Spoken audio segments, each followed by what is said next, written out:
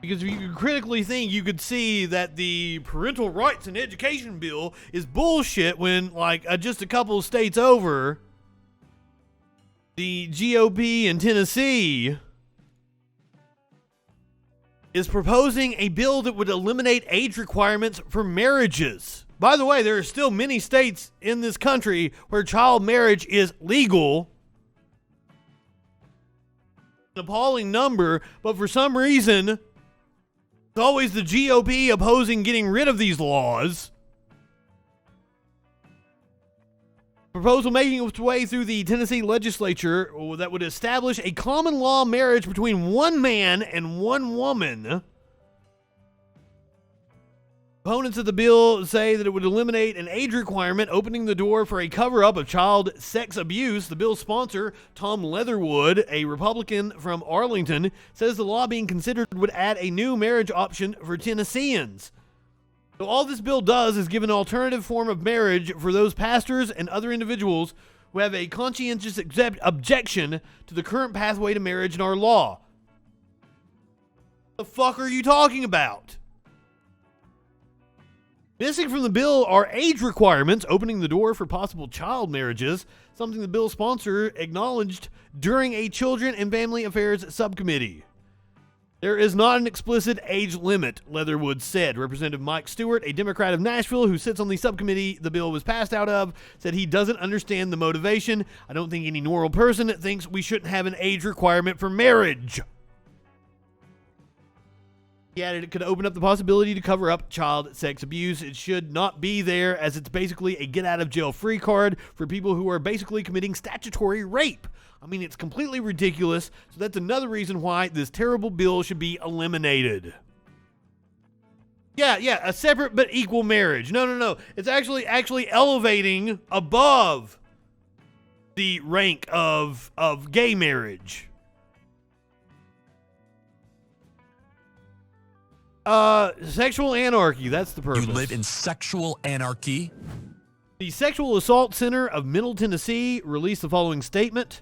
The Sexual Assault Center does not believe the age of consent for marriage should be any younger than it already is. It makes children more vulnerable to coercion and manipulation from predators, sexual and other. According to UNICEF, between 2000 and 2018, 300,000 girls and boys were married before 18 in the United States. 300,000. In the 18 years between 2000 and 2018, under current Tennessee law, you can get married as young as 17 with parental consent.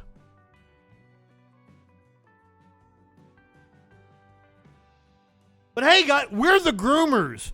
We're the groomers. If you want to teach children, and like the instruction in K through 3rd grade is not any kind of like overtly sexual instruction that they're teaching children anyway. It's about what is a good touch and what is a bad touch, how to report abuse and recognize it. That's the sort of thing that they teach children in those grades.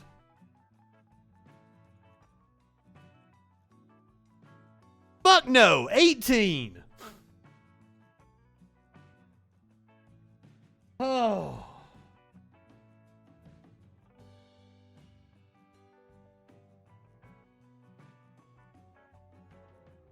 A dad is facing criminal charges for accusing a woke activist of grooming. Yep. I'm assuming the dad here was reading shit like the Daily Wire, which is what we're reading from. And the dad got all upset about some bullshit and accused the dude of being a groomer and harassed him. A black father of a child at an elite public school is facing 4 Class 3 misdemeanor charges for accusing a leftist education activist of exhibiting grooming behavior. Yeah, you can't just say that about people. The charges stem from a dispute over education policy between parent Harry Jackson, who the Daily Wire is going to talk up. Apparently he's an American hero. Former naval intelligence officer whose child attends Thomas Jefferson High School for Science and Technology in Fairfax County, Virginia. And Jorge Torrico, a member of the TJ Alumni Action Group, which was advocating for abolishing an entrance exam to the school at the time. The tweet was written in November of 2020 after Torrico attended an online TJ PTSA meeting despite not having a child at the school. The Daily Wire threw that in, but he was part of an alumni action group. So, him not... If you have a problem with people not having a child in the school, getting up and talking, perhaps you should talk to your coworker, Matt Walsh, who did exactly that. So wild. But this guy is actually an alumni of the school and is part of a group that advocates for changes at the school. So the fact that he doesn't have a child there isn't that weird. Matt Walsh not having a child, where he was giving a speech about wokeism, is kind of weird. He interacted with the student government president, a high school senior. Torrico asked the student leader about outreach he was doing for a middle school leadership event. In the chat, Torrico wrote, "Outreach is very key for equity." The student president asked Torrico for his email. The next day, Jackson, a high school football and lacrosse referee, wrote on Twitter, "It was very disturbing seeing you exhibit grooming behavior. I do work with children and I get background checks. I suggest you do the same because last night was creepy." Even if taken at face value about what Torrico did, it is clearly not any kind of grooming. TJ principal Anna Bonatabadas also expressed concerns about Torrico's interaction with the student. In a November 23rd email, the original question that was posed by the parent about selection for the leadership summit would have been best addressed to a middle school principal, not our SGA students. An exchange such as what happened on the Zoom meeting, while all within the public eye, is proof positive why FCPS has clear guidelines for which platforms are used for adults to interact with students. Torrico did not immediately return a request for comment filed through the TJ Alumni Action Group. The charges come even as Fairfax County prosecutor Steve Descano, a progressive who narrowly won his primary election with the help of funding from George Soros,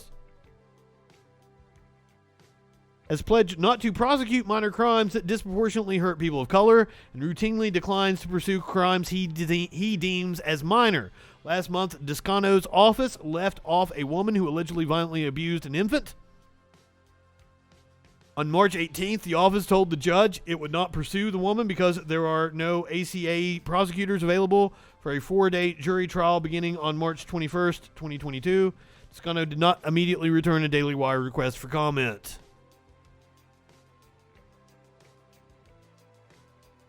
We just talked about that one, Mazumi. Fairfax's all-Democrat school board ultimately abolished the entrance test in early 2021. Jackson and other parents, through a group called Coalition for TJ, filed a lawsuit alleging that the move was illegal and discriminated against Asians. Torrico and the TJ Alumni Action Group supported the school board.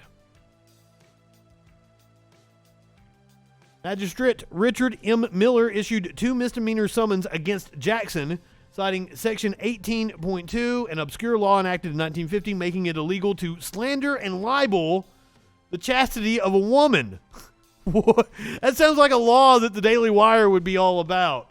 In the 1970s, the U.S. Supreme Court ruled against the criminalization of speech protected by the First Amendment, but the Virginia statute has remained in code. In 2020, the Democrat-controlled Virginia legislature changed the language to make it illegal to express words derogatory about a person's character for virtue and chastity instead of a female's character.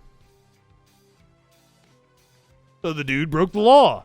The summons said Jackson's words could break the law by being insults that tend to violence and breach of the peace, or is just slander. Jackson's attorney argued that amounted to the criminalization of protected writings or statements, First Amendment speech, ignoring the face-to-face fighting words requirement of constitutionally permissible criminalization. You can't just go out and call somebody a groomer, dude. I know right-wingers are loving this and are doing it constantly because I've been called a groomer, but that's a very serious accusation.